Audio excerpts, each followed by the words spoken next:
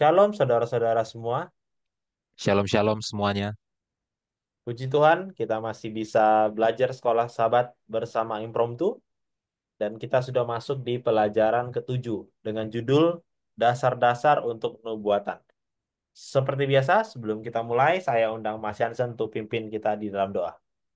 Oke, mari kita berdoa.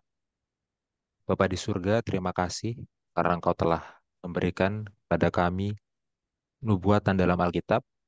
Tuntunlah kami agar kami dapat memahaminya dan biarlah kami dapat bersama-sama datang ke hadirat-Mu, menyadari kekurangan kami, kemudian kami bertobat dan kami dilayakkan sehingga kami dapat menjadi misionarismu ke berbagai tempat.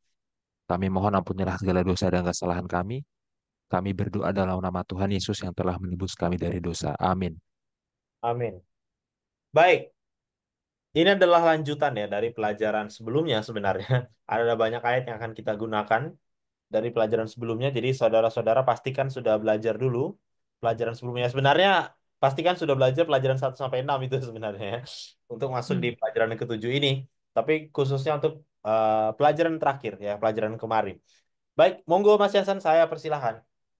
Iya, seperti yang Bill bilang ya, ini adalah kelanjutan dari pelajaran Sabat lalu. Jadi ada baiknya kalau kita rangkum dulu pelajaran Sabat lalu ya kan. Betul. Yang pertama adalah Wahyu 4. Oke. Wahyu 4 kata kuncinya adalah tahta, ya kan? Apa itu tahta? Tahta itu adalah lambang untuk pemerintahan Tuhan terhadap alam semesta. Sekali lagi, tahta adalah lambang untuk pemerintahan Tuhan terhadap alam semesta. Ya, jadi Wahyu 4 itu menggambarkan pusat pemerintahan dari alam semesta. Ya. Nah, dalam pasal 4, pemerintahan Tuhan, otoritas Tuhan itu didasarkan pada penciptaan. Ya, Wahyu 4 ayat 11. Oke. Tuhan layak duduk di atas tahta, Tuhan layak memerintah alam semesta, Tuhan layak memiliki otoritas atas alam semesta karena Tuhan adalah pencipta. Itu Wahyu 4. Oke. Kemudian bagaimana dengan Wahyu 5? Wahyu 5 berbicara tentang anak domba yang layak memecahkan meterai. Anak domba yang layak membuka kitab itu. Ya, kita belum membahas apa yang dimaksud dengan kitab itu. Oke. Tapi anak domba itu layak untuk membuka kitab itu. Ya. Kemudian dijelaskan juga di Wahyu 5 ayat 5 bahwa ada kemenangan dari singa dari Yehuda. Ya. Nah, itu semua tadi berbicara tentang Yesus Kristus. Ya, Mesias besar dari Yudaisme, singa dari suku Yehuda. Ya, Yesus Kristus menjadi manusia setia sampai mati dan kematiannya memiliki arti yang sangat penting. Oke, si anak domba layak karena dia telah disembelih. Yeshua Hamasiah, Yesus Kristus layak karena dia telah mati. Dan itulah kemenangannya. Jadi pasal 4 berbicara tentang penciptaan, pasal 5 berbicara tentang penebusan ya, penciptaan dan penebusan. Ya, itu. Jadi kira-kira itu pelajaran kita pekan lalu kalau saya rangkum dengan sangat singkat gitu ya. Nah, dengan pengetahuan tersebut kita siap untuk memasuki pelajaran kan ini ya. Dan mari kita sama-sama membaca Kejadian 3 ayat 22 sampai 24.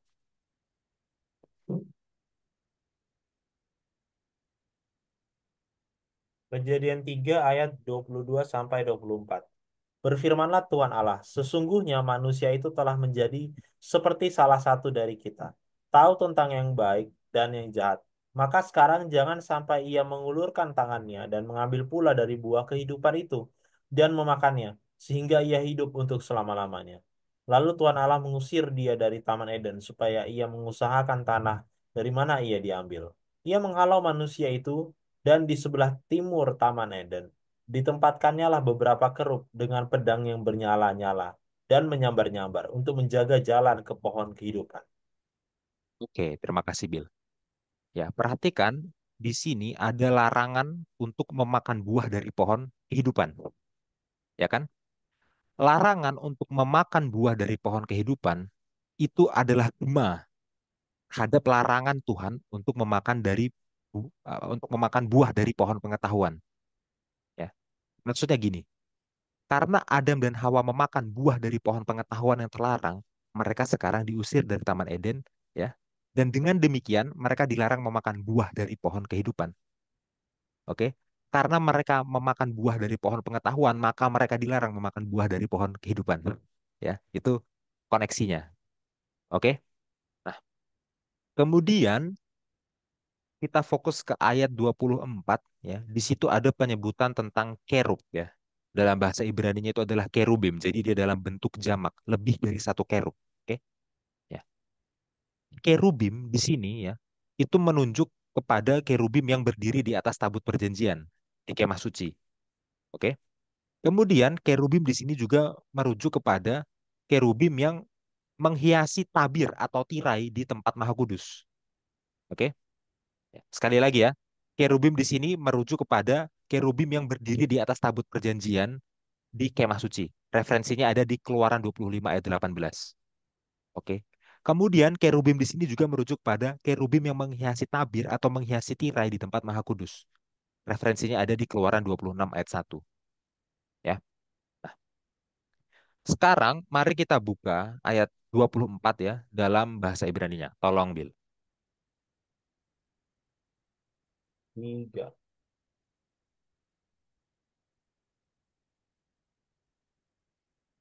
Oke, saya bacakan ya. Vaye Vayegaresh et Adam, ya, maka dia menghalau manusia itu, oke. Vayashken, ya, lalu menempatkannya, dalam bahasa Indonesia diterjemahkan seperti itu. Vayashken lalu menempatkannya Mikedem Legen Eden, ya, dari timur Taman Eden. Et hakerubim, ya, kerubim itu. Ve'et lahat hacherev, dan pedang yang bernyala-nyala. Vehamid hapechet, dan menyambar-nyambar. Lishmor, untuk menjaga et derech et sachayim, jalan pohon kehidupan ya, seperti itu. Perhatikan kata yang dalam bahasa Indonesia diterjemahkan sebagai menempatkan, oke. Itu dalam bahasa Ibraninya adalah vayashken. Oke, sekali lagi, vayashken ya. Nah, kata vayashken ini akar katanya adalah syakhan ya, syakhan. Yang secara literal kata syakhan itu artinya adalah berkemah, oke. Maka sebenarnya kata vayashken arti literalnya adalah dia mengemahkan. Dia mengemahkan. Oke. Meskipun dalam bahasa Indonesia diterjemahkan sebagai dia menempatkan. Ya. Nah, dan ini sangat menarik ya kalau kita melihat eh, shoresnya atau akar hurufnya dalam bahasa Ibrani ya. Jadi di sini saya mau coba share screen sebentar untuk saya jelaskan ya. Jadi kata syahkan itu akar katanya adalah tiga huruf ya. Ada huruf shin, oke. Kemudian ada huruf kav, ya. Kemudian ada huruf nun ya. Shin, kav, dan nun ya. Seperti itu ya. Nah, dari shin, kav, dan nun ini muncul berbagai kombinasi kata. Ya, yang pertama adalah kata syahkan itu sendiri. Ya, kata syahkan muncul dari akar ini, yang artinya adalah berkemah. Kemudian muncul juga kata vayishkan, yang artinya adalah dia mengemahkan ya. Nah, supaya teman-teman bisa lihat eh, shoresnya, bisa lihat akarnya ya. Saya tulis di sini ya.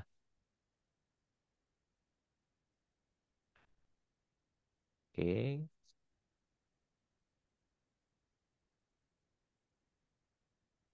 Ya, perhatikan itu ya. Di sebelah kanan dari akarnya itu ada dua huruf yang bukan bagian dari akar. Ya, jadi huruf yang merupakan bagian dari akar saya kasih warna merah, huruf yang bukan bagian dari akar saya kasih warna biru. Itu artinya dia adalah ibuhan gitu ya. Vayishkan, dia mengemahkan. Oke. Itu dari akar yang sama dengan kata syahkan tadi. Oke. Kemudian masih ada yang lain. Nah, yang lain adalah kata mishkan ya, saya tulis ya supaya saudara-saudara bisa lihat. Oke, akarnya sama, jin, vav, dan nun ya. Imbuhannya yang berbeda, imbuhannya adalah mem ya. Ketikkan ini. Mishkan. Kata Mishkan itu artinya adalah berkemah, tempat berkemah ya. Dan biasanya ini merujuk kepada bait suci. Bait suci disebut sebagai Mishkan, artinya bait suci itu adalah tempat berkemah, tempat berkemahnya Tuhan ya, seperti itu. Oke. Nah, ini hanya untuk apa istilahnya tambahan pengetahuan bagi saudara-saudara. Jadi saudara-saudara bisa lihat sendiri ya bagaimana kata-kata dalam bahasa Ibrani itu dibentuk dari akar hurufnya gitu ya. Dari Shin Kaf Nun muncul kata Syakhan, Vayishkan, Mishkan ya, dan ada yang lain lagi tapi kita nggak akan bahas semuanya. Oke. Sekarang saya minta tolong ke Bill, tolong bukakan Keluaran 25 ayat 8, Bill.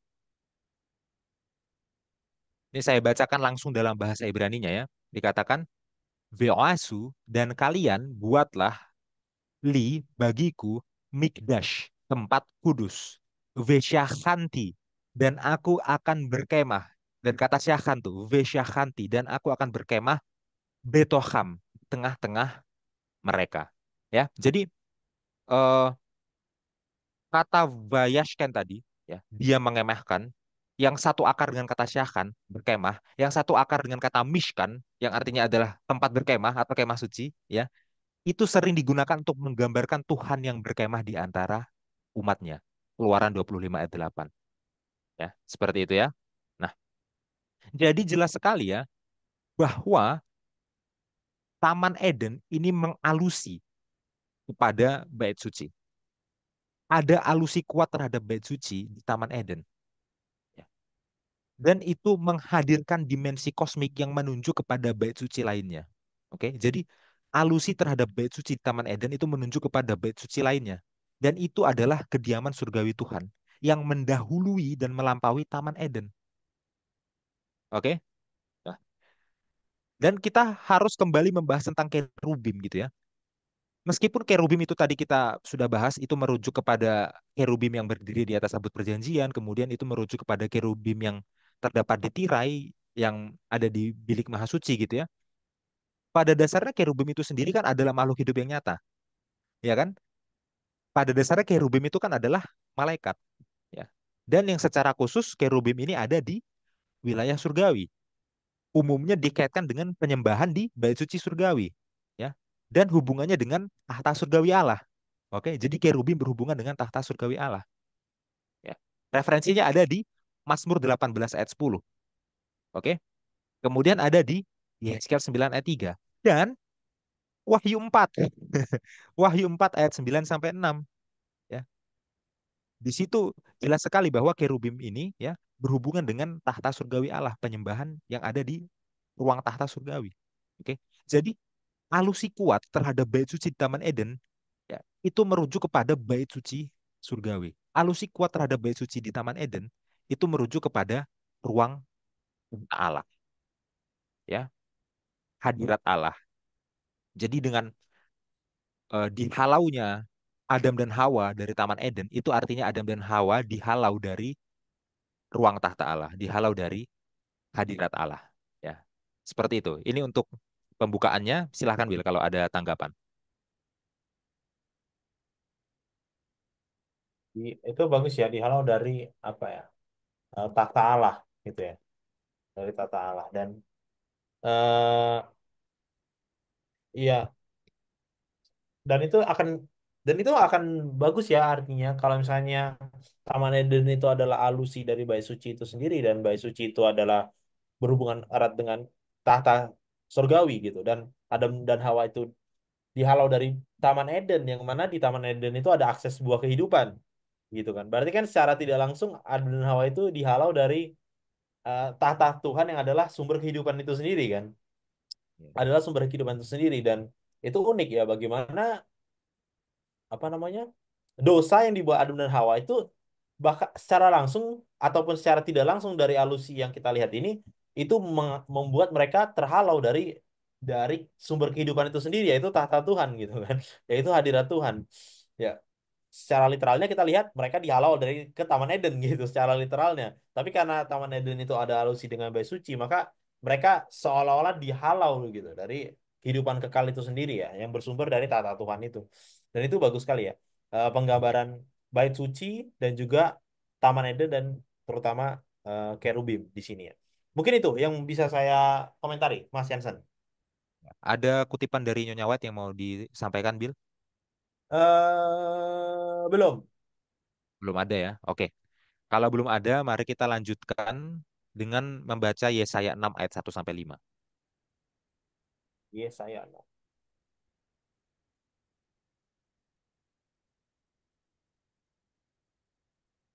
Yesaya 6 ayat 1 sampai 5. Yesaya mendapat panggilan Allah. Dalam tahun matinya Raja Uzia, aku melihat Tuhan duduk di atas tahta yang tinggi dan menjulang, dan ujung jubahnya memenuhi bait suci. Para serafim berdiri di sebelah atasnya, masing-masing mempunyai 6 sayap. Dua sayap dipakai untuk menutupi muka mereka, dua sayap dipakai untuk menutupi kaki mereka, dan dua sayap dipakai untuk melayang-layang. Dan mereka berseru seorang kepada seorang. Katanya, Kudus, kudus, kuduslah Tuhan alam semesta, semesta alam. Seluruh bumi penuh kemuliaannya.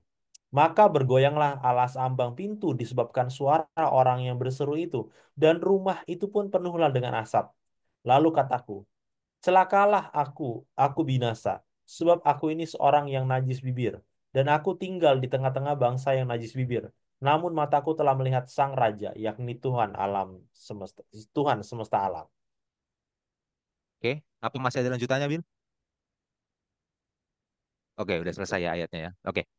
Nah, kita perhatikan ya bahwa eh, Yesaya mendapatkan penglihatan tentang ruang tahta surgawi, ya kan? Dan begitu Yesaya melihat ruang tahta surgawi, itu membuat Yesaya menyadari kekurangannya. Oke?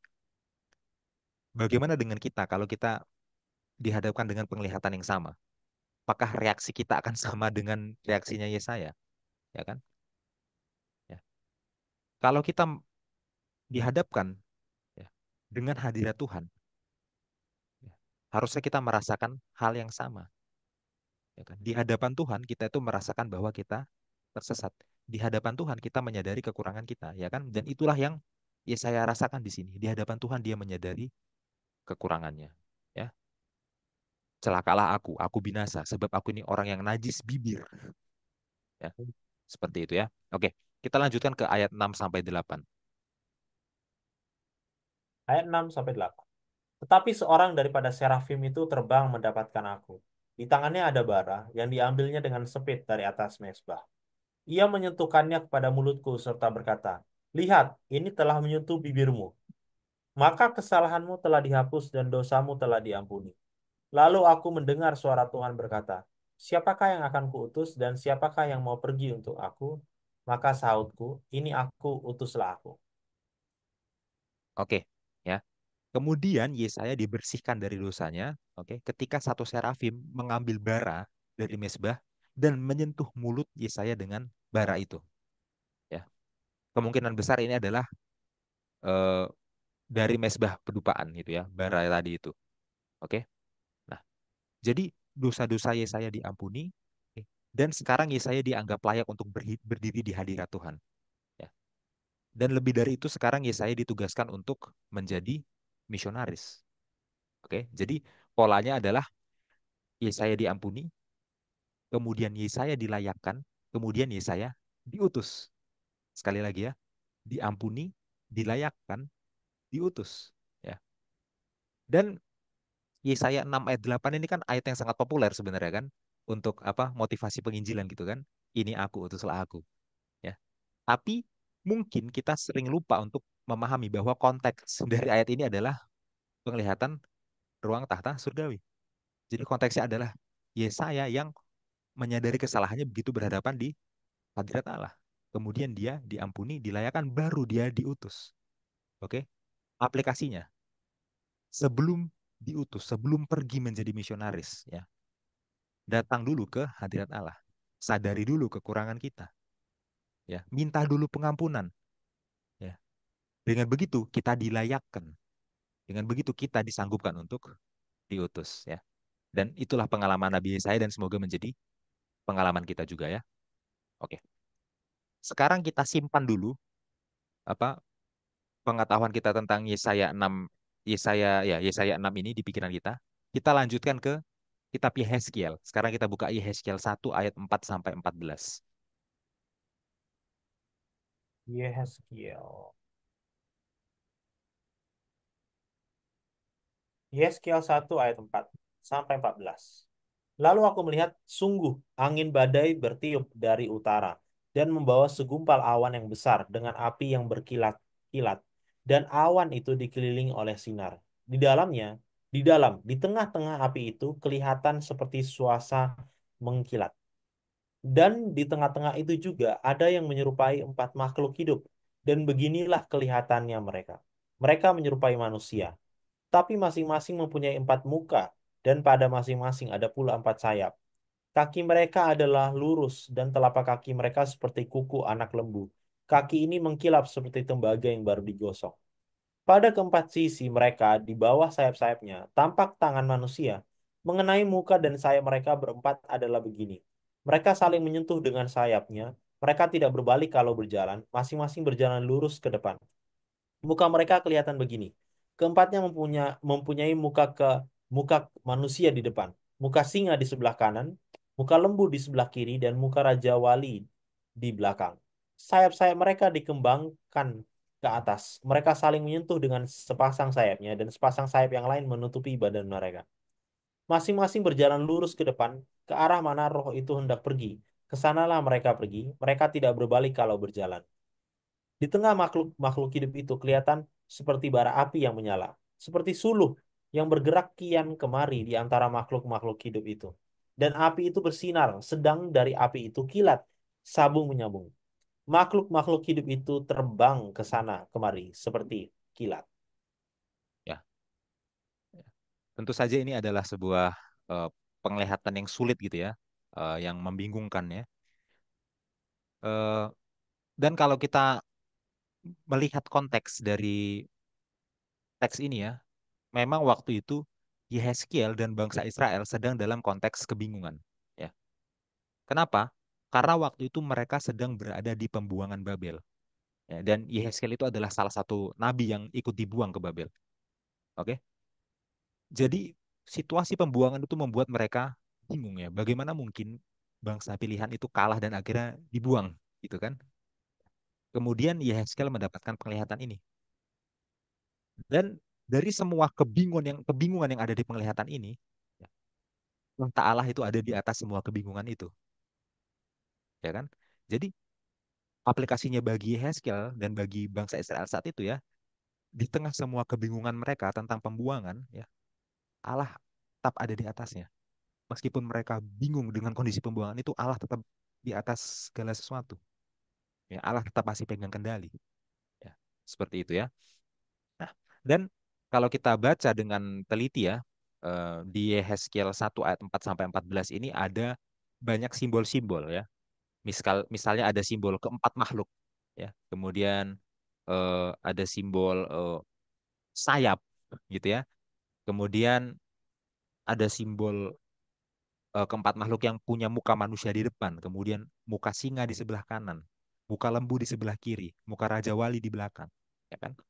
Kemudian ada simbol api, ada simbol suluh, ada simbol kilat yang sabung menyambung ya. Nah, tolong simbol-simbol itu disimpan dalam pikiran ya untuk menuju ke teks yang akan kita baca selanjutnya ya. Oke. Nah, sekarang mari kita buka Wahyu 4 ayat 1 sampai 11. Tolong Bil dibukakan. Wahyu 4 ayat 1 sampai 11.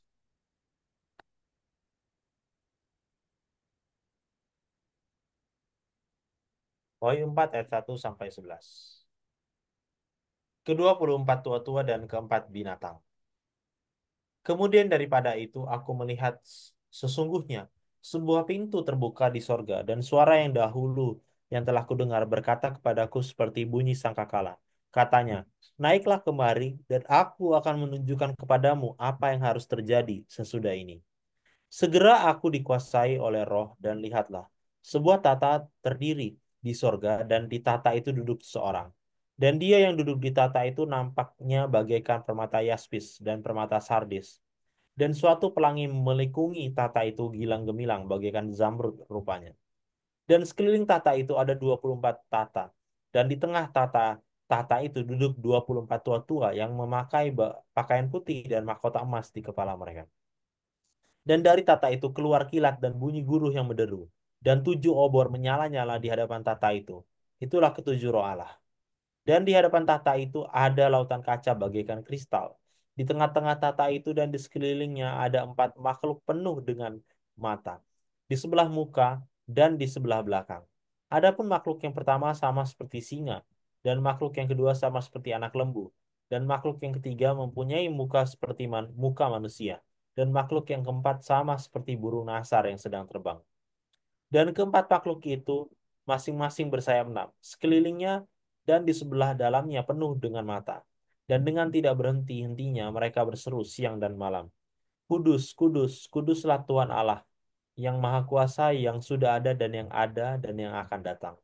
Dan setiap kali makhluk-makhluk itu mempersembahkan puji-pujian dan hormat dan ucapan syukur kepada Dia yang duduk di atas tata itu dan yang hidup sampai selama-lamanya.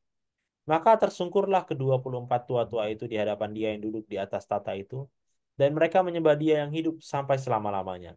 Dan mereka melemparkan mahkotanya di hadapan tata itu, sambil berkata, Ya Tuhan dan Allah kami, Engkau layak menerima puji-pujian, dan hormat, dan kuasa, sebab Engkau telah menciptakan segala sesuatu, dan oleh karena kehendakmu semuanya itu ada dan diciptakan. Ya, terima kasih ya Bil ya.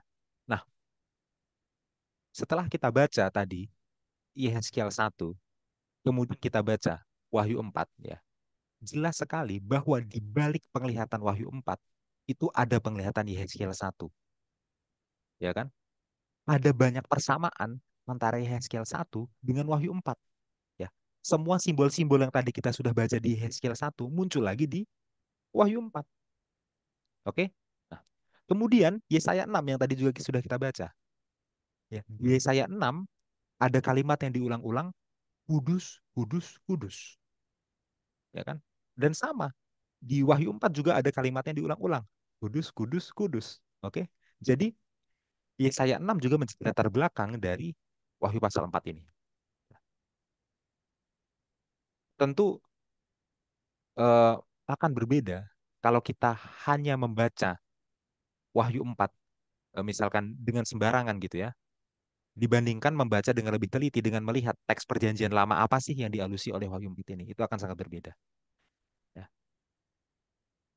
Kalau kita memahami bahwa Wahyu 4 itu dialusi dari Yehezkiel 1, maka kita memahami konsep bahwa tahta Allah itu berada di atas semua kebingungan, ya kan? Jadi apapun yang terjadi di dalam hidup, seberapa sulit dan seberapa membingungkannya pun Tuhan masih pegang kendali, Tuhan masih ada di atasnya. Oke. Kalau kita memahami eh, Wahyu 4 ini dalam pemahaman alusi terhadap Yesaya 6, maka kita memahami bahwa di hadapan tahta Allah, ya, kita itu menyadari kesalahan kita, menyadari kekurangan kita, tapi kita diampuni, kita dilayakan, baru kita diutus. Ya. Maka Wahyu 4 ini berbicara tentang apa istilahnya ya, autentisitas diri, ya kan? Bagaimana Tuhan tuh mengenal diri kita sepenuhnya, semua kelebihan, kekurangan dan dosa-dosa kita yang terdalam itu dikenal, oke? Tidak ada yang tersembunyi di hadapan Tuhan, ya. Maka kalau kita ada di tahta Allah itu bukan berarti kita itu benar, enggak. Ya, karena semua kesalahan kita justru terbuka. Justru begitu kita berada di hadapan Tuhan, di situ kita merasa kita tidak layak berada di hadapan Tuhan, ya. Tapi poinnya adalah pengampunan dari Tuhan itu yang ada di Wahyu 5-nya, ya, di penyembelihan anak domba. Poinnya adalah Tuhan yang melayakan kita itu sehingga kita diutus dan akhirnya kita dipanggil untuk bersama-sama berada di tanah itu, ya.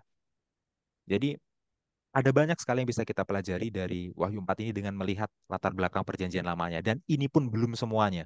Ini pun hanya sebagian, karena waktunya nggak akan cukup kalau kita jelaskan semuanya. Tapi ini semoga membantu kita untuk lebih memahami lagi tentang Wahyu 4 ya, tentang penglihatan ruang tata Allah yang dilihat oleh Yohanes Kekasih. Oke, sampai di sini dulu, Bill. Silahkan kalau mau memberikan tanggapan. Iya. Ada satu kutipan ya yang bagus sekali saya lihat dari apa namanya penggambaran. Sebenarnya kan ya ini bagus ya. sabar lalu kita sempat singgung sedikit karena kita sudah baca Wahyu 4 gitu ya. Dan ada penggambaran para makhluk gitu yang ada di Wahyu 4 yang sama seperti Yeskiel, tapi kita baru bahas Yesaya ini ya yang kali ini. Dan saya ada satu kutipan untuk melihat konteks dari panggilan terhadap Yesaya ya. Ini dari Prophet and Kings halaman 307-308. Ketika Yesaya melihat pernyataan kemuliaan dan keagungan Tuhannya ini, ia diliputi oleh rasa akan kemurnian dan kekudusan Allah. Betapa tajamnya kontras antara kesempurnaan penciptanya yang tak tertandingi dan jalan hidup mereka yang penuh dosa, yang bersama dirinya telah lama terhitung di antara umat pilihan Israel dan Yehuda. Celakalah aku, seharusnya serunya, sebab aku binasa, sebab aku ini seorang yang najis bibir dan aku tinggal di tengah-tengah bangsa yang najis bibir. Namun mataku telah melihat Sang Raja, yakni Tuhan semesta alam. Ini yang tadi kita sudah baca ya. Berdiri seolah-olah dalam terang penuh hadirat ilahi di dalam tempat kudus bagian dalam. Ia menyadari bahwa jika dibiarkan pada ketidaksempurnaan dan efisienannya sendiri, ia sama sekali tidak akan mampu menyelesaikan misi yang telah dipanggil kepadanya. Namun, seorang serafim diutus untuk membebaskannya dari kesusahannya dan mempersiapkannya untuk misinya yang agung. Bara api dari mesbah diletakkan di bibirnya dengan kata-kata, "Lihat, ini telah menyentuh bibirmu, maka kesalahanmu telah dihapus dan dosamu telah diampuni." Kemudian terdengarlah suara yang berkata, "Siapakah yang akan kuutus dan siapakah yang mau pergi untuk aku?" Dan Yesaya menjawab, "Ini aku, utuslah aku." Nah, ini komentar yang sangat bagus ya. Tadi Mas Hans sudah katakan juga bahwa tata itu menunjukkan mengungkapkan ketidaklayakan kita. Ya, itu yang dirasakan oleh Yesaya dan seharusnya itu yang kita rasakan setiap kali kita menghadap Tuhan. Ya, mungkin menurut saya mungkin kita tidak ya kalau Tuhan izinkan, tapi saya rasa most of the time mungkin kita tidak dapat penglihatan tahta sehari-hari gitu ya. In daily life gitu. Tapi apa yang kita bisa aplikasikan ya dalam setiap pergumulan kita, dalam setiap devotional kita, berdoa kita, ya harusnya mindset yang sama ya Mas Hansen yang kita miliki ya bahwa pada saat kita berdoa ya kita memang tidak layak gitu. Apa yang kita minta pun yaitu datang dari orang yang tidak layak untuk berdoa sekalipun gitu. Kita berdosa. Ya, tapi kita datang kepada pencipta yang memampukan kita dan bisa mengampuni. Nah, itu hebatnya agama kekristenan ya. Orang Tuhan yang jauh sekali tapi Tuhan yang sama bisa mengampuni kita dan memampukan kita. Dan itu yang harus kita raih setiap hari ya karena kalau kita tidak minta untuk diampuni dan dimampukan ya tidak akan ada karunia itu ya dan itulah pergumulan saya secara pribadi dan kita semua saya rasa ya dari eh, penjelasan ini. Mungkin itu Mas Jansen. Ya, terima kasih Bill. Itu poin dari Yesaya ya, dan poin dari Heskel juga. Jangan dilupakan ya bahwa Hmm, Tuhan itu selalu pegang kendali di atas segala sesuatu. Ya, mungkin hidup di dunia ini sangat sulit gitu ya, karena kita hidup di antara bangsa-bangsa dan kita tahu pemerintahan bangsa-bangsa itu bukanlah pemerintahan yang baik gitu kan. Tapi jangan iya, pernah khawatir. Seberapapun sulitnya hidup, seberapapun membingungkannya hidup, pemerintahan Tuhan, tahta Tuhan itu selalu di atas segalanya. Ya, seperti itu ya. Dan semoga itu kita bisa membuat kita apa istilahnya lebih tenang ya dan lebih berpengharapan lagi. Seperti itu. betul. Oke, mari kita buka kitab Bilangan, Bil. Ya, Bilangan 2, ya kita buka ayat 3.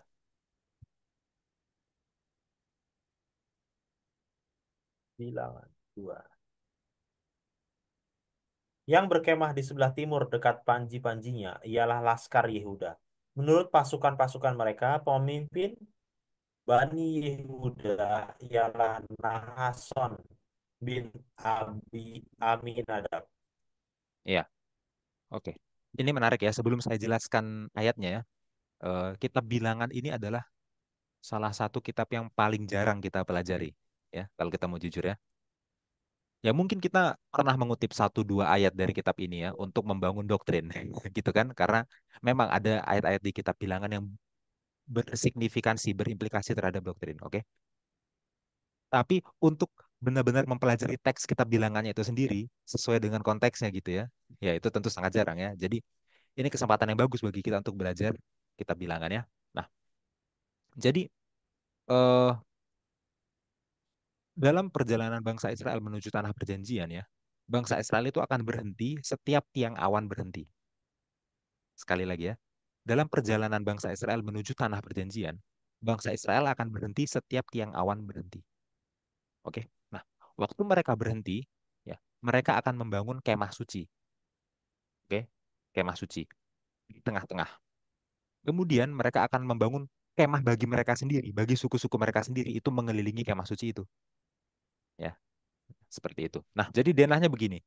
Kemah suci di tengah, kemudian di keempat sisi, ya, itu ada tiga suku, ya. Maka 3 kali 4 totalnya ada 12 suku, ya, seperti itu ya. Nah, sekarang di sebelah timur, oke, itu tinggal 3 suku, ya, dan suku yang dominan adalah suku Yehuda di situ, ya, sehingga di situ suku Yehuda mendirikan panji-panjinya. Ya, kalau saudara bingung apa itu panji-panji, ya sederhananya bendera. Oke, jadi sebelah timur ada 3 suku dan suku Yehuda mendirikan benderanya di situ. Ya, oke. Lanjut Bill, kita baca ayat 10. Ayat ini masih bilangan ya, bilangan 2 ayat 10. Bilangan 2 ayat 10. Panji-panji Laskar Ruben adalah di sebelah selatan, menurut pasukan-pasukan mereka. Pemimpin Bani Ruben ialah Elizur bin Sedeur. Oke, di sebelah selatan juga ada 3 suku, ya. Dan di sebelah selatan suku yang dominan adalah Ruben, sehingga di sebelah selatan suku Ruben lah yang mendirikan panji-panjinya atau benderanya. Oke, lanjut Bill. Kita baca ayat 18. Ayat 18. Panji-panji Laskar Efraim menurut pasukan-pasukan mereka adalah di sebelah barat. Pemimpin Bani Efraim adalah Elisama bin Amihud.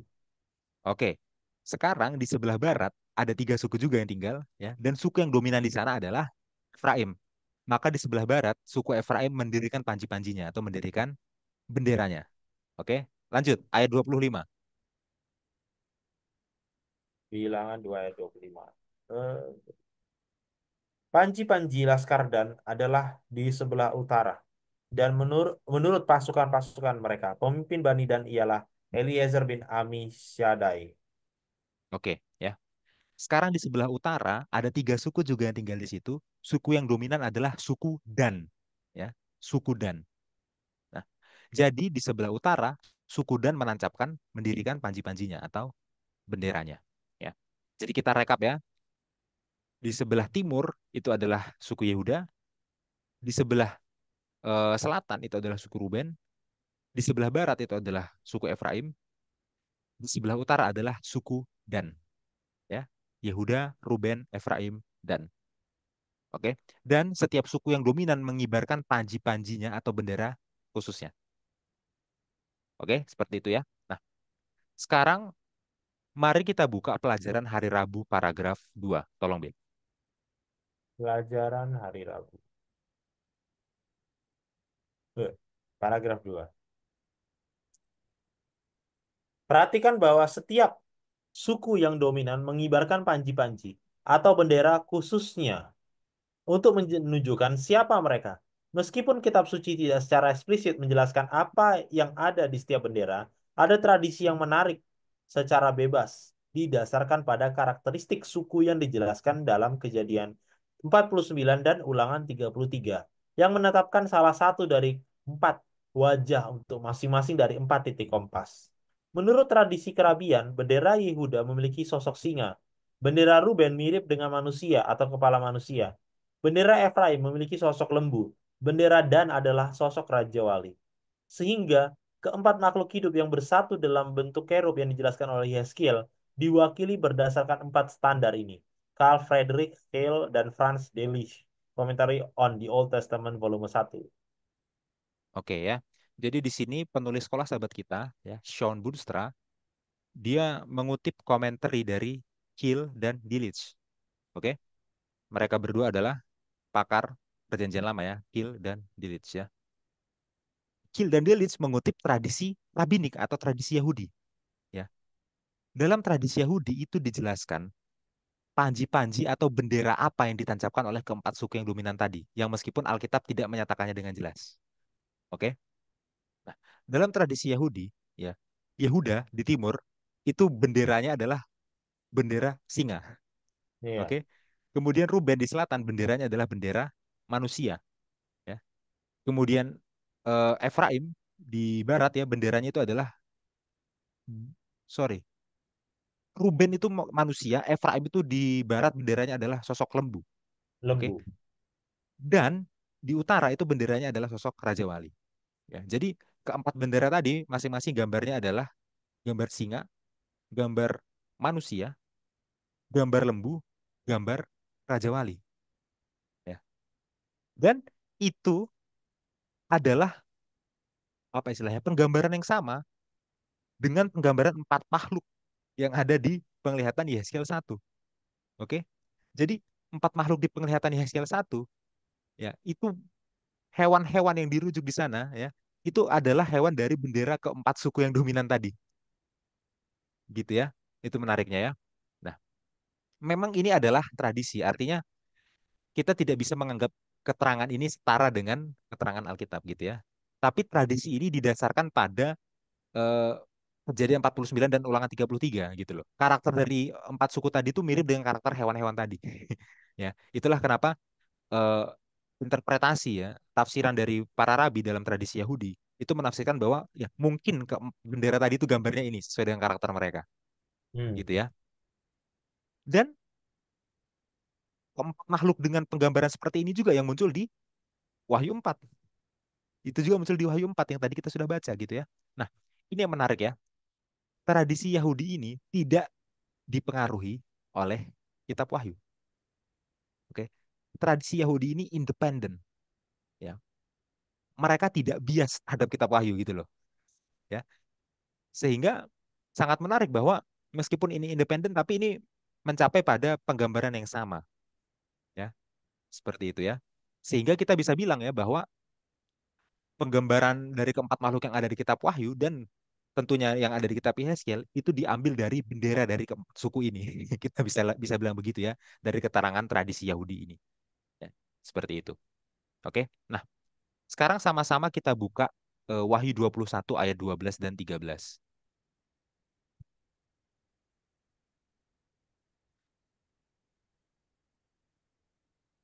Ayat 12 dan 13.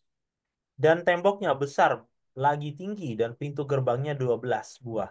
Dan di atas pintu-pintu gerbang itu ada 12 malaikat dan di atasnya tertulis nama kedua belas suku Israel.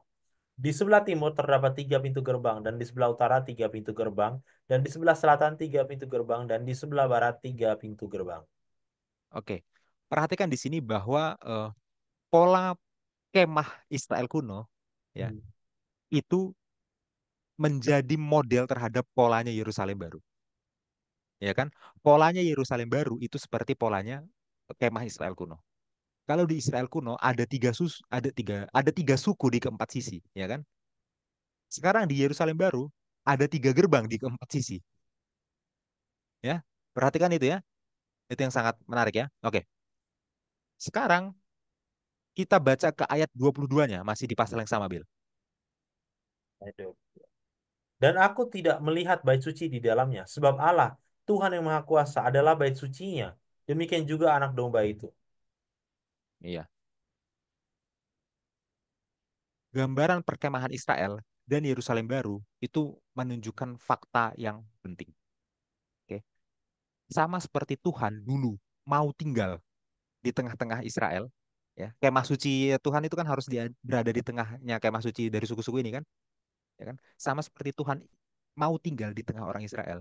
Begitu juga nanti di Yerusalem baru Tuhan mau tinggal di tengah-tengah manusia. Kalau dulu Tuhan tinggal di antara empat sisi yang masing-masing terdiri dari tiga suku, ya, maka di Yerusalem baru Tuhan tinggal bersama dengan manusia di empat sisi yang masing-masing terdiri dari tiga gerbang. Oke, ya.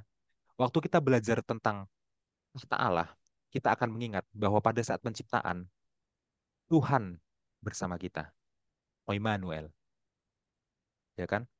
Dan akhirnya di Yerusalem baru nanti Tuhan akan kembali bersama kita, oh Immanuel, ya. Dan itu semua dimungkinkan melalui apa? Melalui penebusan, melalui penyembelihan anak domba, melalui kematian dari Yeshua Hamasyah, Yesus Kristus, yang dia juga disebut sebagai Sang Immanuel, Tuhan beserta kita. Itulah kenapa Wahyu 21 ayat 22 bilang, di Yerusalem baru tidak ada lagi bait suci di dalamnya. Kenapa? Karena Tuhan sendirilah bait sucinya.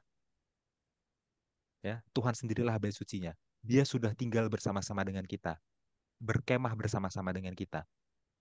Ya, Immanuel, Tuhan beserta kita. Ya, pada dasarnya pemandangan tentang ruang tahta Allah akan mengingatkan bahwa kita akan bersama-sama lagi dengan Dia di tahta itu sama seperti Adam dulu bersama-sama di Taman Eden bersama-sama Tuhan ya.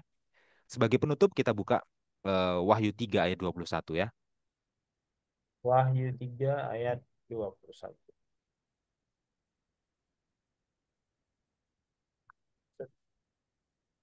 21. Barang siapa menang, ia akan kududukan bersama-sama dengan aku di atas tahtaku. Sebagaimana aku pun telah menang dan duduk bersama-sama dengan Bapakku di atas tahtanya. Oke.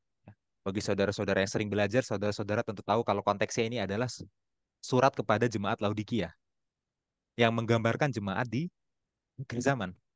Ya. Pesannya apa? Pesannya adalah barang siapa yang menang, ya, barang siapa yang menang akan duduk bersama-sama Tuhan di atas tahtanya. Ya.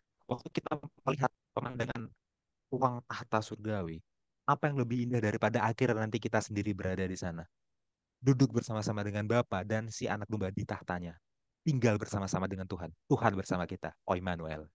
Oke, sampai di sini silakan Bil kalau mau memberikan tanggapan.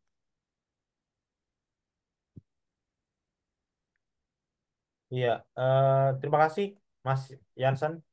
Ya, ini pelajarannya ya cukup singkat ya pelajaran kita ini, tapi ini ya singkat karena pelajaran sahabat lalu kita sudah membahas panjang lebar di tema tahta, tema layak, tema Oh apa ya, namanya anak domba gitu ya. Jadi pelajaran ini akan terasa lebih singkat gitu ya, Mas Jansen ya. iya, iya, betul. Dan apa ya?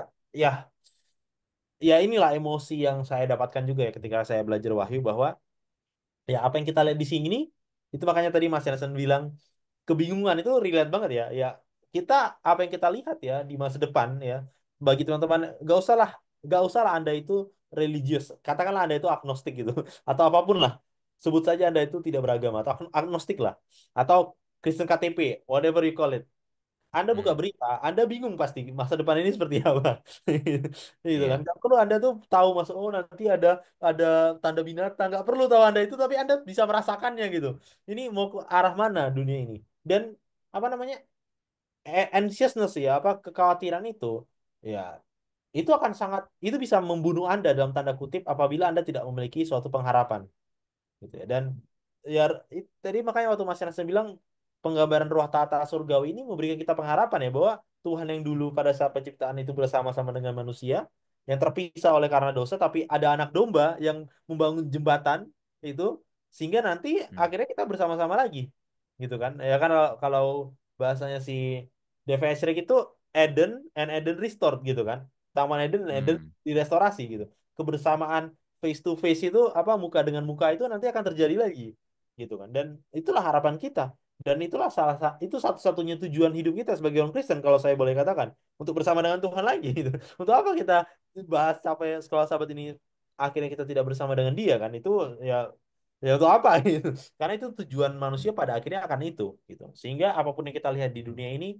ya nggak ada apa-apanya lah apabila dibandingkan itu ya itu bahasa Ellen White ya apa kalau Anda lihat apa yang di dunia ini itu tidak ada perbandingannya dengan kemuliaan yang nanti akan datang yang diharapkan kepada saudara itu frasa yang diambil dari kitab Roma gitu ya nggak ada bandingannya gitu dengan apa yang akan terjadi di masa depan dan ya itu suatu motivasi yang sangat luar biasa ya kepada saya pribadi dan semoga kepada teman-teman semua. Iya, ada satu kutipan tentang kebersamaan Allah dengan manusia yang tinggal bersama manusia. Ini dari Advent Review and Herald ya. Dikatakan demikian. Allah memberikan pengetahuan yang jelas dan pasti tentang kehendaknya kepada Israel melalui perintah-perintah khusus yang menunjukkan tugas manusia kepada Allah dan sesamanya. Ibadah yang harus dilakukan kepada Allah ditetapkan dengan jelas.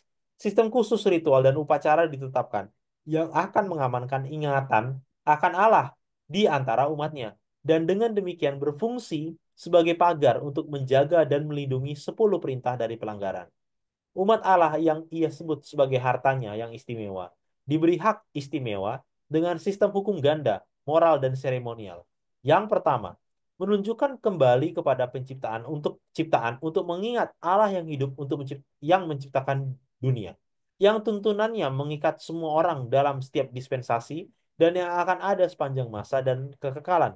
Yang kedua, diberikan karena pelanggaran manusia terhadap hukum moral yang ketaatannya terdiri dari pengorbanan dan persembahan yang menunjuk kepada penebusan di masa depan. Masing-masing jelas dan berbeda dari yang lain. Sejak penciptaan, hukum moral merupakan bagian penting dari rencana ilahi Allah dan tidak dapat diubah seperti halnya dirinya sendiri. Hukum upacara dimasukkan untuk menjawab tujuan khusus dari rencana Kristus bagi keselamatan umat manusia.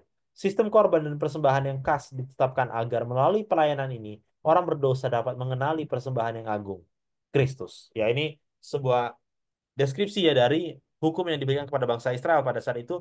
Tuhan bersama-sama dengan mereka melalui kemah dan melalui ritual yang mereka mereka jalani ya. Apakah itu peraturan moral yang sama seperti karakter Tuhan atau lebih tepatnya peraturan seremonial yang menunjukkan kepada Kristus gitu kan. Tapi ya mereka miss the point, mereka hilang terhadap poin inti dari hukum-hukum itu dan harapan kita adalah kita tidak hilang ya terhadap poin inti dari apa yang kita lakukan setiap sabat gitu. Apa yang kita lakukan setiap hari. Ya, kalau kita sama mengulangi hal yang sama ya podo aja gitu. Apa bedanya dengan orang Israel gitu. Mungkin itu, Mas Jansen. Ya, oke. Terima kasih, Bill. Sekarang mari kita eh, merefleksikan pelajaran ini melalui pertanyaan di hari Jumat ya. Tolong dibukakan pertanyaan hari Jumat nomor 1. Pertanyaan hari Jumat nomor 1. Oke, saya bacakan. Ya. Bayangkan berdiri di hadapan Tuhan dengan setiap kekurangan, setiap cacat karakter, setiap tindakan salah, setiap pikiran salah, setiap motif yang salah, terungkap sepenuhnya di hadapan. Lalu apakah satu-satunya harapan Anda? Mengapa kita harus memiliki kebenaran Allah karena iman dalam Yesus Kristus bagi semua orang yang percaya? Roma 3 ayat 22. Melindungi kita sekarang dan dalam penghakiman saat kita sangat membutuhkannya. Singkatnya, mengapa kita membutuhkan Injil? Ya. Itu pertanyaannya. Mungkin tolong disederhanakan dulu, Bill. Maksudnya pertanyaan ini apa sebelum dijawab? Iya, Dengan bahasa mungkin yang lebih sederhana. ya bahasa yang lebih sederhana itu adalah eh, dengan semua latar belakang Tuhan ya tadi kita sudah bahas dari tahta itu. Tahta itu mengungkapkan siapa diri kita, kesalahan kita, ketidakpantasan kita, semuanya itu terlihat jelas gitu di hadapannya. Sehingga kalau kita disuruh diadili dalam kondisi seperti itu, kira-kira hukuman apa yang pantas? Ya udah pasti bersalah gitu. Udah pasti Hmm. dinyatakan bersalah gitu kan. Nah, lalu pertanyaannya apa yang menjadi harapan kita kalau kalau ultimate-nya apa namanya takdirnya dalam tanda kutip itu kita pasti dinyatakan bersalah gitu dan dia memberikan satu ayat ya Mas Yansen dari Roma 3 ayat 22 gitu. Kenapa ayat ini yang dideskripsikan oleh ayat ini itu melindungi kita pada saat penghakiman sehingga apapun yang terungkap dari kehidupan kita yang serba salah itu ya itu ada jalan keluarnya. Mungkin itu Mas Yansen Iya. pertanyaan. Oke, kalau begitu Roma 3:22 berbicara tentang apa sebenarnya? Nah, jadi kita buka aja Roma 3 ayat Oke, 22-nya kita ya. buka. Oke, silahkan. Roma 3 ayat 22. Roma 3 ayat 22 itu eh, berbicara tentang ini saya bacakan ya, Roma 3 ayat 22, yaitu kebenaran Allah karena iman dalam Yesus Kristus bagi semua orang yang percaya sebab tidak ada perbedaan. Nah, ini memang agak nanggung.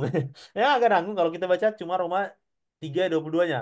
Jadi izinkan saya untuk membaca 21 sampai 23 lah paling tidak ya, Hmm. atau sampai 24 sekalian karena singkat kok. Oke. Tetapi sekarang, ayat 21 ya. Tetapi sekarang, tanpa hukum Taurat, kebenaran Allah telah dinyatakan. Seperti yang disaksikan dalam kitab Taurat dan kitab-kitab para nabi. Dan yang kita baca, yaitu kebenaran Allah karena iman dalam Yesus Kristus bagi semua orang yang percaya. Sebab tidak ada perbedaan. Karena semua orang telah berbuat dosa dan telah kehilangan kemuliaan Allah. Dan oleh kasih karunia telah dibenarkan dengan cuma-cuma karena penebusan dalam Kristus Yesus. Nah, ini agak sedikit unik ya. Dan kalau bicara tentang kitab Roma ya bisa panjang, tapi izinkan saya untuk meringkaskan gitu. Apa yang dimaksud dengan Roma 3 ayat 21 sampai 24 lah. Karena ini bisa saya bilang sepaket ya. Nanti kalau kita baca 22-nya Hmm. aja nanggung. Jadi ini saya kutip dari The New Interpreted Bible ya. Karya komentari karya N.T. Wright. Nanti saya tulis di sini dalam dokumennya. Tapi dia berbicara tentang seperti ini. Di Roma 1 dan 2, Paulus tuh punya argumen bahwa intinya semua orang tuh udah berdosa. Kamu orang Israel berdosa, orang Yahudi juga berdosa. Itu gemanya ada di ayat 23-nya. Karena semua orang telah berbuat dosa gitu kan. Yang kita baca tadi ya. Iya. Karena semua orang. Jadi mau lu Israel, mau lu orang non-Yahudi, lu berdosa. Semuanya udah berdosa. Nah, sekarang solusinya apa gitu kan? Sekarang solusinya apa? Hmm. Di kalimat awalnya di ayat 21 dia bilang, tetapi sekarang. Nah, tetapi ini pasti ada pendahulunya kan. Tetapi apa? Iya. Sebelumnya apa? Sebelumnya itu adalah dia 20. Coba kita baca ya sejenak. Sebab tidak seorang pun yang dapat dibenarkan di hadapan Allah oleh karena melakukan hukum Taurat. Jadi argumen Paulus adalah hukum Taurat itu tidak bisa membenarkan kamu. Di hadapan tata Allah kalau kita baca di Wahyu tadi ya. Oke, saya pakai konteks Wahyu untuk menjawab pertanyaannya. Di hadapan Allah, semua perbuatan kita yang kita anggap menuruti hukum Taurat itu tidak akan melayakkan kita. Nah, itu dia. Di hadapan Tuhan. Itu nggak akan melayakkan kita. Paulus bilang, tapi sekarang, nah ini maksudnya, tetapinya itu apa? Tetapi sekarang, tanpa hukum Taurat, kebenaran Allah telah dinyatakan. Nah, kok bisa kebenaran Allah tanpa hukum Taurat? Ini menarik. Hmm. Tak, jadi ada kebenaran Allah, ada fakta, ada suatu fakta yang dinyatakan tanpa hukum Taurat. Tetapi itu ada di hukum Taurat, seperti yang disaksikan dalam hukum Taurat gitu. Jadi Paulus ini kita ingat ya, Paulus dalam membaca ini dia mencoba untuk merangkul dua dua sisi, orang Yahudi dan orang Yahudi sekaligus. Jadi itu kita benar-benar harus paham. Dari sisi orang Yahudi, Paulus itu berargumen bahwa eh, hukum Taurat yang kamu lakukan selama ini itu tuh tidak akan melayakkan kamu. Kamu harus sadari itu. Sehingga kebenaran Allah yang aku akan berikan kepada kamu ini itu tidak bisa didapat melalui melaksanakan hukum Taurat. Makanya dia bilang tanpa hukum Taurat. Dan ini secara tidak langsung juga memberikan akses kepada orang non-Yahudi yang punya anggapan bahwa, oh, kalau aku mau percaya Tuhan itu aku harus melakukan hukum Taurat. Jadi hukum Taurat itu seolah-olah hukum-hukum orang Yahudi itu seolah-olah menjadi pemisah antara orang, orang Yahudi dan orang non-Yahudi, gitu ya. Nah, sekarang Paulus bilang ada kebenaran Allah yang tanpa hukum Taurat. Berarti kan udah gak ada pemisah lagi nih. Aksesnya bisa masuk Hmm. mau kamu Yahudi atau non-Yahudi. Nah, tapi uniknya kebenaran ini itu disaksikan dalam hukum Taurat. Artinya apa? Hukum Taurat yang orang Yahudi selama ini lakukan itu sebenarnya berbicara tentang kebenaran Allah ini. Sebenarnya itu Hmm. adalah bayang-bayang terhadap kebenaran Allah ini yang mau aku sampaikan. Lah, terus pertanyaannya kebenarannya apa Paulus? Gitu kan? Apa sesuatu yang di luar dari hukum Taurat dalam tanda kutip, tapi hukum Taurat berbicara tentang hal itu. Apa itu? Kebenaran Allah itu adalah iman dalam Yesus Kristus. Dan ini salah satu frasa yang mungkin Mas Hansen tahu ya. Salah satu frasa dalam bahasa Yunani yang cukup kontroversial, yaitu pistis Hmm. Yesus Kristus gitu kan. Itu bisa Hmm. diterjemahkan iman dalam Yesus Kristus atau imannya Yesus Kristus.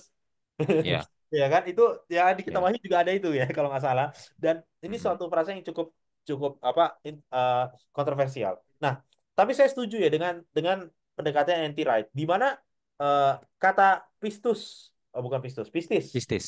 Pistis, Iya. Yesu, Kristo itu lebih tepat diterjemahkan dalam konteks ini adalah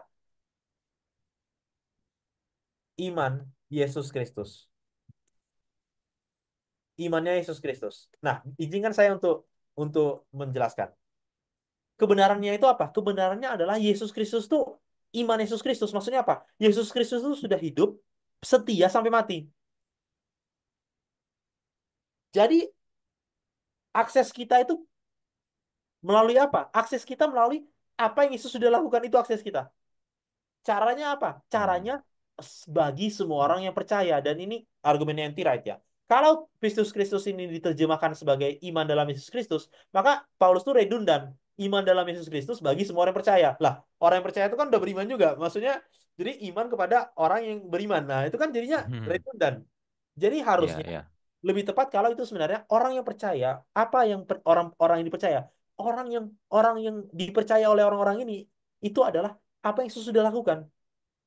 Nah, kalau seperti itu, maka kebenaran itu tidak terletak pada apa yang kita lakukan, tapi kebenaran itu terletak pada apa yang Yesus telah lakukan. Pertanyaannya, kita percaya nggak apa yang Yesus telah lakukan atau tidak, gitu kan? Dan itulah yang akan membenarkan kita, itulah yang akan melayakan kita, gitu ya. Jadi dalam konteks Roma 3 ayat 22 ini, kebenaran Allah, saya ganti ya pertanyaannya, kebenaran Allah karena iman Yesus Kristus bagi semua orang percaya, itulah yang akan melindungi kita sekarang dan dalam penghakiman, gitu. Dan ya kalau saudara baca komentarnya yang White itu lebih jelas lagi ya, bahwa pada saat penghakiman setan akan menuduh ini, dia sudah itu, gitu kan. Tapi Yesus akan buka catatan, oh dia sudah bertobat. Nah, kenapa kita dimampukan pada saat kita bertobat? Itu kan aneh. Kita dimampukan Hmm. pada saat kita bertobat karena bukan karena kebenaran kita maka ditobatkan gitu. Kayak saya, oh kamu sudah setia ya jadi nabi, jadi udahlah aku ampunilah dosamu. Bukan kayak gitu. Ya saya itu sebenarnya gak layak. Kita pun apalagi lebih gak layak mungkin saya dibandingkan saya. Tapi apa yang Hmm. memampukan kita? Kebenaran Kristus, Kristus yang memampukan kita. Gitu. Mungkin itu ya, Mas Yansan, penjelasan sedikit Oke, Roma ini. Mungkin ada ya. yang tambahan. Silakan. Ya, jadi masalah frasa ini ya, pistis Yesus Kristus ya. Pistis itu dari kata pisteos, artinya adalah iman. Ini memang jadi perdebatan sengit di pakar bahasa Yunani dan pakar perjanjian baru ya, karena dalam istilah teknisnya itu ada namanya objektif genetif dan subjektif genetif ya. Hmm. Jadi yang mana yang jadi objek dari yang mana dan yang mana yang jadi subjek dari yang mana itu nanti membedakan apakah dia itu pistis Yesus Kristus, iman dalam Yesus Kristus, iman kepada Yesus Kristus, atau pistis Yesus Kristus dalam artian imannya Yesus ya. Hmm. Ya, dan saya setuju kepada sama Bill ya bahwa di dalam konteks ayat ini pistis Yesus Kristus merujuk pada iman Yesus Kristus ya. Dan ini menarik kalau kita kembalikan ke konteks kitab Wahyu ya. Jadi di Wahyu 4 itu adalah penglihatan tentang ruang tahta surgawi. Oke. Hmm. Ternyata penglihatan ruang tahta surgawi ini mengutip Yesaya 6, ya kan? Dan ternyata Yesaya 6 itu adalah sebuah penggambaran di mana begitu Yesaya melihat ruang tahta surgawi, dia menyadari ketidaklayakannya. Oke. Berarti seharusnya penglihatan di Wahyu 4 juga menggemakan kembali reaksi Yesaya. Begitu kita melihat ruang tahta surgawi di Wahyu 4, harusnya reaksinya sama seperti yang di Yesaya 6, harusnya merasakan tidak layak juga. Oke, ya kan? Dan ternyata ketidaklayakan itu dijawabnya di mana? Dijawabnya di Wahyu pasal 5, penyembelihan anak domba. Penyembelihan anak domba itu apa? Matian Yesus Kristus. Kenapa Yesus Kristus bisa mati? Karena dia beriman sepanjang hidupnya. Karena Yesus Kristus beriman, maka dia taat sampai mati. Oke? Jadi begitu kita melihat ruang tahta Allah seperti di Yesaya 6, seperti di Wahyu 4, bagaimana kita bisa merasa bahwa kita yang berdosa ini bisa apa istilahnya? Bisa dilayakan berada ke sana, ya. Orang tua kita Adam itu sudah diusir dari sana loh karena berdosa. Bagaimana kita bisa layak untuk masuk ke sana lagi? Jawabannya di pasal 5. Penyembelihan anak domba. Imannya Yesus yang taat sampai mati itulah. Ya, Iya. jadi saya setuju bahwa Yesus Kristus ini diterjemahkan sebagai imannya Yesus, bukan iman dalam Yesus. Tapi ada beberapa ayat lain ya yang itu lebih lebih cocok diterjemahkan sebagai iman kepada Yesus. Iya. Ya, karena visi Yesus Kristus ini muncul berkali-kali di seluruh tulisan Paulus dan masing-masingnya itu beda. Ada yang bisa jadi objektif genitif, ada yang bisa jadi subjektif genitif. Tapi saya setuju dalam konteks ini dia adalah iman Yesus Kristus ya. Jadi dalam ketidaklayakan kita menghadapi ruang tahta Allah gitu ya, ya cuman pengorbanan Yesus saja yang bisa membuat kita layak ya. Itu ya, pembenaran oleh iman ya. Jadi pelajaran kita jadi lebih teologis ya dengan penjelasan Will dari surat Roma ya, yang awalnya itu dia lebih ke apa istilahnya, lebih eksegetis tadi ya, eksegetis dan lebih ke konteksnya lebih ke biblical teologi tadi. Sekarang dengan penjelasan dari surat Roma dia lebih ke sistematik teologi jadinya ya. Dan ini Iya. menambah pemahaman kita ya. Jadi terima kasih ya penjelasannya Bill, dan memang saya aku ya yang surat Roma tadi itu lebih sulit penjelasannya bahkan daripada yang di kitab Yesaya mungkin bahkan lebih sulit yang di Roma tadi ya. Seperti itu. Oke, ada lagi Bill? Cukup? Cukup ya? Oke. Mari kita rangkum ya dalam poin-poin ya. Oke. Yang pertama adalah Kejadian 3 ayat 22 sampai 24 ya. Di situ Tuhan menempatkan kerubim, oke. Tapi dalam bahasa Ibraninya Tuhan menempatkan itu adalah vayashken. Vayashken yang arti literalnya adalah dia mengemahkan, ya. Akar katanya adalah syakhan, berkemah. Dan itu juga berhubungan dengan kata mishkan, kemah suci, oke. Jadi vayashken, syakhan, mishkan itu satu akar kata ya. Jadi kata syahkan tadi itu ya, itu berbicara tentang kehadiran Tuhan di tengah-tengah umatnya dalam konteks bait suci, biasanya begitu. Ya. Nah, maka jelas bahwa ada alusi terhadap bait suci di Kejadian 3 ayat 22 sampai 24. Artinya apa? Kejadian 3 ayat 22 sampai 24 itu merujuk kepada sebuah bait suci yang lain, bukan bait sucinya Israel, tapi merujuk kepada bait suci di mana Tuhan sendiri tinggal. Apa bait suci di mana Tuhan tinggal itu? Yaitu takhta Allah itu sendiri. Bait suci di mana Tuhan tinggal, ya. Itulah kenapa di sini Eden dirujuk sebagai bait suci. Ya, dan memang di Alkitab ya, termasuk Wahyu 4 itu sendiri ya, menjelaskan bahwa kerubim itu tinggal di tahta Allah ya kan, dalam konteks penyembahan ruang tahta surgawi gitu ya. Maka waktu Adam dan Hawa diusir dari Taman Eden, itu Adam dan Hawa sedang diusir dari bait suci surgawi. Maksudnya apa? Adam dan Hawa diusir dari tahta Allah ya. Itu poin pertama. Oke. Kemudian eh, poin kedua ya, berbicara tentang Yesaya 6 ayat 1 sampai 8 ya. Oh, saya tunggu Bill selesai mengetik dulu. Oke, nomor dua. Ya, nomor 2 Yesaya 6 ayat 1 sampai 8 ya. Di situ Yesaya melihat penglihatan ruang tahta surgawi ya. Dan begitu Yesaya melihat ruang tahta surgawi, Yesaya langsung menyadari ketidaklayakannya. Oke. Nah, kemudian dilanjutkan dengan ada serafim ya yang menempelkan bara api ke mulut Yesaya dan itu memurnikan Yesaya. Oke. Jadi poinnya adalah begini. Berada di hadirat Allah itu akan mengekspos, itu akan memperlihatkan berapa tidak layaknya kita. Ya. Tapi justru di momen itu ya Tuhan menawarkan pengampunan. Justru setelah itu kita dilayakkan dan setelah itu kita diutus menjadi misionaris. Itulah katanya saya, ini aku utuslah aku. Oke. Jadi ruang tahta Allah itu eh, membuka ketidaklayakan kita karena kita berada di hadapan yang Maha Kudus. Tentu saja semua ketidakkudusan kita akan terbuka di situ kan. Kemudian dari situ kita memohon pengampunan, kemudian kita dilayakkan, kemudian kita diutus ya. Itu penjelasan dari penglihatan ruang tahta Allah yang dilihat oleh Yesaya. Oke, kemudian poin nomor 3 adalah Yehezkiel. Yehezkiel 1 ayat 4 sampai 11. Ya, tentu saja ini adalah penglihatan yang sangat membingungkan ya. Dan dalam konteks dalam konteks aslinya ya, waktu itu memang sorry bukan Yesaya, memang Yehezkiel dan bangsa Israel sedang berada dalam kebingungan. Ya, karena waktu itu mereka sedang berada di pembuangan Babel. Dan mereka bingung bagaimana bisa bangsa pilihan justru dibuang di Babel. Oke. Dan begitu Yehezkiel mendapatkan penglihatan ini, ya, Yehezkiel tahu jawabannya. Di tengah semua penglihatan yang membingungkan ini, Allah ada di atasnya. Itulah juga kondisi mereka. Di tengah semua kebingungan yang mereka hadapi di pembuangan, Allah masih ada di atasnya. Artinya apa?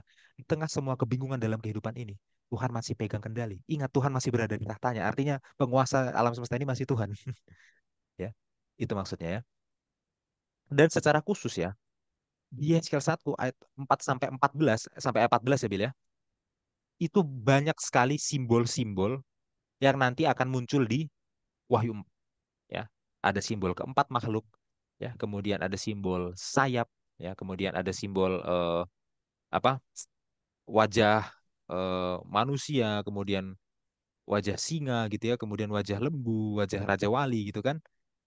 Kemudian ada simbol suluh atau obor, kemudian ada simbol api, kemudian ada simbol kilat yang menyala. Itu semuanya ada di Hezkiel 1 ayat 4 sampai 14 dan nanti semuanya itu akan muncul lagi di Wahyu 4. Oke. Poin nomor 4 adalah Wahyu 4-nya Hmm. ya. Wahyu 4 dilatar belakangi oleh penglihatan di Hezkiel 1 dan Yesaya 6. Karena di Yesaya 6 ada penglihatan tentang ruang tahta Allah yang adalah bait suci dan di situ ada pujian yang terus-menerus suci suci suci. Ya kan? Di Yesaya 6 itu muncul juga di Wahyu 4 ya. Maka memahami penglihatan di Wahyu 4 ya, penglihatan ruang tahta surgawi yang ada di Wahyu 4 harus didasarkan dari penglihatan tahta surgawi yang ada di Yeskiel 1 dan Yesaya 6 ya. Artinya apa? Aplikasinya adalah ketidaklayakan. Yesaya melihat ruang tahta Allah langsung menyadari ketidaklayakannya. Begitu kita melihat ruang tahta Allah yang di Wahyu 4, kita juga menyadari ketidaklayakan kita. Ya, di Heskel 1 begitu melihat ruang tahta Allah, dia sadar bahwa tahta Allah, kekuasaan Allah masih di atas segalanya, bahkan di atas semua kebingungan dan kesulitan. Kita juga begitu melihat penglihatan ruang tahta Allah di Wahyu 4, harusnya kita sadar Tuhan masih di atas segalanya, di atas semua kebingungan dan kesulitan kita. Seberapapun membingungkan dan sulitnya hidup sekarang, Tuhan masih ada di tahtanya. Ya, Tuhan ada di sana dan dia tidak diam. Tuhan masih pegang kendali dan itulah pengharapan kita. Ruang tahta Allah itu kan mengingatkan kita bahwa Tuhan itu otoritas yang mutlak gitu kan. Ya, seperti itu ya. Oke. Kemudian poin yang lebih menarik adalah di nomor 5 ya. Waktu kita masuk ke kitab Bilangan ya, kitab Bilangan pasal 2 ya. Di situ dijelaskan bahwa kemahan bangsa Israel itu denahnya adalah kemah suci Tuhan di tengah, kemudian kemah suci suku-suku Israel itu ada di sekelilingnya, ada di 4 sisi. Oke. Dan di setiap sisi ada 3 suku. Artinya 3 kali 4 totalnya ada 12 ya, 12 suku Israel semuanya ada di situ ya. Dan di situ dijelaskan bahwa Yehuda di utara, kemudian eh, ya Ruben sorry bukan dari utara, tadi mulainya dari timur ya. Yehuda di timur, Ruben di selatan, Efraim di barat ya, dan itu coba bagaimana tuh saya ngomong itu ya. Dan ada di utara ya. Dan masing-masing punya benderanya, masing-masing punya benderanya. Menurut tradisi Yahudi ya, gambar yang ada di masing-masing bendera itu sama dengan keempat makhluk yang ada di Yesial 1. Artinya itu sama juga dengan keempat makhluk yang ada di Wahyu pasal 4. Ya. Dan kalau ini dihubungkan dengan Wahyu 21, maka perkemahan Israel kuno itu menjadi model terhadap Yerusalem baru. Yerusalem baru itu seperti kemahan Israel kuno. Di Israel kuno, kemah Tuhan ada di tengah-tengahnya dan ada 4 sisi dengan masing-masing terdiri dari 3 suku. Sama, di Yerusalem baru, Tuhan hadir di tengah-tengah manusia dan ada 4 sisi masing-masing dengan 3 pintu gerbang. Ya. Artinya apa? Seperti dulu Tuhan mau tinggal di tengah-tengah Israel kuno, seperti itu juga nanti di Yerusalem baru Tuhan mau tinggal di tengah-tengah manusia. Ya. Dan di Wahyu 21 ayat 22 dijelaskan bahwa di Yerusalem baru tidak ada bait suci lagi, tapi Tuhan sendirilah bait sucinya. Ya, sebuah janji yang sangat indah. Tuhan sendirilah bait sucinya. Artinya apa? Dulu Tuhan bersama-sama dengan kita di Eden. Ya. Kemudian setelah manusia harus terpisah dari Tuhan karena dosa, Adam diusir dari Taman Eden, itu Tuhan bisa tinggal di tengah bangsa Israel, tapi itu dibatasi dalam perangkat bait suci. Ya. Tapi itu menjadi sebuah model, sebuah janji bahwa nanti Tuhan itu akan bersama-sama lagi bersama umatnya, seperti di Eden dan seperti yang dilambangkan oleh bait suci. Ya. Sehingga tidak perlu lagi bait suci. Kenapa? Karena Tuhan sendiri sudah tinggal, sudah berkemah di tengah umatnya. Tuhan sendiri jadi bait sucinya. Dan itu dimungkinkan oleh apa? Oleh pengorbanan anak domba. Pengorbanan anak domba lah yang memungkinkan umat manusia bisa tinggal lagi bersama-sama dengan Tuhan. Ya. Dan Wahyu 3 ayat 21 menjelaskan bahwa Tuhan akan mendudukkan umat-umatnya bersama-sama dengan dia di tahtanya. Sehingga pemandangan ruang tahta Allah yang kita sudah pelajari 2 pekan ini mengingatkan kita bahwa kita itu akan dibawa lagi loh ke tahtanya untuk tinggal bersama-sama dengan dia. Seperti apa yang dulu sudah didapatkan oleh orang tua kita di Eden. Apa yang hilang dari Eden akan dikembalikan lagi. Ya, kalau dulu di Eden manusia tinggal bersama di tahta Allah, maka akan kembali lagi manusia tinggal bersama dengan di tahta Allah. Itulah janjinya. Gitu ya. Tapi ada sebuah refleksi yang sulit bagi kita. Ya, itulah poin nomor 6. Pertanyaan nomor 1 di hari Jumat. Ya. Memangnya kalau kita menghadap tahta Allah, kita layak. Bukannya kita ini manusia yang berdosa. Apa yang membuat kita bisa layak di tahta Allah? Ya. Perhatikan tadi penjelasan Bill tentang Roma pasal 3. Ya, ayat 21 sampai 24. Ya. Perhatikan bahwa eh, ketaatan terhadap hukum Taurat ya, itu tidak menjamin keselamatan. Tapi karakter Allah itu digambarkan di hukum Taurat itu. Oke, ketaatan hukum Taurat tidak menjamin keselamatan, tapi karakter Allah itu ada di hukum Taurat itu. Begitu ya, Bil ya? Betul ya? Nah, poinnya adalah kelayakan itu bukan melalui penurutan hukum Taurat, tapi kelayakan itu justru dengan menyadari bahwa karakter Allah itu ada di hukum Taurat, ya, dan itu digenapi oleh imannya Yesus. Oke, karena Yesus itu beriman, karena Yesus itu benar, ya, maka yang percaya kepada Yesus dibenarkan. Kebenaran Yesus dipakaikan kepada orang yang percaya Yesus itu, ya. Seperti itu ya, Bill, betul ya tadi ya yang dimaksud surat Roma ya. Nah, Betul. jadi apa yang membuat kita bisa layak berada di hadapan tahta Allah? Imannya Yesus. Kalau imannya kita ya jelas nggak layak. Tapi karena imannya Yesus, dia taat sampai mati, dipakaikan ke umat yang percaya pada Yesus, maka kita jadi dilayakkan untuk berada di tahta Allah, ya. Dan itu sangat indah kalau dihubungkan kembali ke Wahyu tadi, ya. Wahyu 4 itu seperti Yesaya 6. Tahta Allah itu jelas mengingatkan kita kalau kita tidak layak. Tapi jawabannya ada di Wahyu 5. Pengorbanan anak domba itu yang membuat kita layak. Ya, Wahyu 12 ayat 11 ya kan? Mereka menang oleh darah anak domba ya kan itu katanya kan? Ya. Ya. Imannya Yesus yang membuat kita layak berada di tahta itu. Ya. Maka sekarang kita harus beriman kepada Yesus. Ya, iman Yesus itu nggak meniadakan iman kepada Yesus loh. Kita beriman kepada Yesus supaya imannya Yesus dipakaikan kepada kita. Berimanlah kepada anak domba yang telah disembelih itu. Ya, akhirnya kesimpulannya sama dengan pekan lalu. Ikutilah anak domba. Nggak beda. Cuman ini lebih dalam. Ya, pekan lalu juga dalam, tapi di sisi lain. Ya, gitu ya. Iya. Ya, seperti itu. Silakan Bill kalau mau ditambahkan lagi apa? Iya. Terima kasih Mas Hansen yang sudah merangkum pelajaran kita. Dan ya, apa ya, sama, saya setuju sih. Kesimpulannya adalah mari ikuti anak domba. Karena Iya, memang ini adalah kelanjutan ya dari dari pelajaran sahabat lalu ya. Sean Bustra nggak pakai bagian satu bagian dua untuk ini, tapi sebenarnya ini bagian satu dan bagian dua kalau saya boleh iya, katakan. Bagian satu sahabat lalu ini bagian duanya dan ya ya memang secara pribadi ya memang kita nggak pernah layak ya. Bahkan semakin kita belajar firman Tuhan seperti ini ya, makin semakin kelihatan lagi kalau kita semakin tidak ada apa-apanya. Banyak kali dosa iya, kita, gitu kan. Tetapi ya iman Yesus Kristus itu yang bisa kita pegang ya, bukan kita. Kita tuh nggak ada apa-apanya di hadapan Tuhan. Sekarang pertanyaannya kita mau mengikuti orang yang sudah setia atau tidak? Gitu ya. Ingat, saya selalu ingat ya janji kepada jemaat Laodikia di Wahyu 3:21 ya. Barang siapa menang, dia akan kududukan seperti aku yang telah menang. Pertanyaannya, apakah hmm, kita mampu menang? Tidak. Apa yang buat kita menang? Kalau kita basuh jubah kita dengan darah anak domba yang tadi Mas Hansen sudah kutip itu ya. Jadi yang kita memampukan kita menang adalah penyerahan diri terhadap apa yang Tuhan sudah lakukan, yaitu dia menang. Gitu kan. Karena dia udah menang, hmm. kita jadinya dimenangkan gitu ya. Dan itu janji yang luar biasa. Mungkin sampai di sini pelajaran sekolah sahabat kita. Ada lagi Mas Hansen mau ditambahkan? Ya, mungkin ada satu hal ya. Ini nggak terlalu Oke. penting ya, tapi saya mau menambahkan satu hal. Jadi saya harus stop share screen-nya dulu. Ya, ini background saya keren ya, saudara ya. Ini adalah keempat makhluk yang ada di Hezkiel pasal 1 ya. Seperti itu ya. Dan ya, saya pikir ini sesuai dengan tema pelajaran kita, makanya saya menggunakan background ini. Ya, itu aja, Bill. Aku tadi mau singgung itu, tapi aku lupa. Tapi ini keren ya. Iya. Ini keren.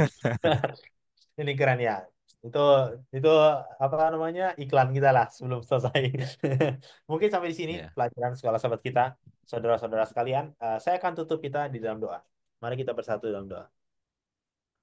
Bapa di sorga, terima kasih Tuhan oleh karena kebenaran yang Kau telah berikan kepada kami, yaitu iman Yesus Kristus yang telah setia sampai akhir. Anak domba, singa dari Yehuda, yang telah memberikan kami jalan keluar, yang telah memberikan kami akses terhadap janji yang sama yang Kau berikan kepada orang tua kami di Eden, Tuhan. Bapak, ampunilah kami akan segala dosa kami, Tuhan. Sebagaimana kami menghadapi tatamu, sama seperti Yesaya, kami ini manusia yang lemah dan sangat jauh, Tuhan, dari kesempurnaan. Bantu kami, Tuhan, biarlah Engkau ampuni kami akan segala dosa kami, dan mampukan kami, Tuhan, untuk eh, menjalani kehidupan kami, dan terlebih lagi, Tuhan, untuk menyuarakan misi terakhir sebelum Engkau datang yang kedua kali. Bapak, hamba-Mu berdoa secara khusus untuk semua guru-guru sekolah sahabat yang akan mengajar sahabat ini, berikan mereka hikmat, dan biarlah Tuhan, kami yang mendengarkan Tuhan boleh dibenarkan dan boleh mengerti. Terima kasih Bapa di sorga, ampuni kami akan segala dosa kami, sempurnakan doa ini. Dalam nama Tuhan Yesus kami berdoa. Amin. Amin, amin. Baik, sampai di sini pelajaran sekolah sahabat kita. Shalom. Shalom semua.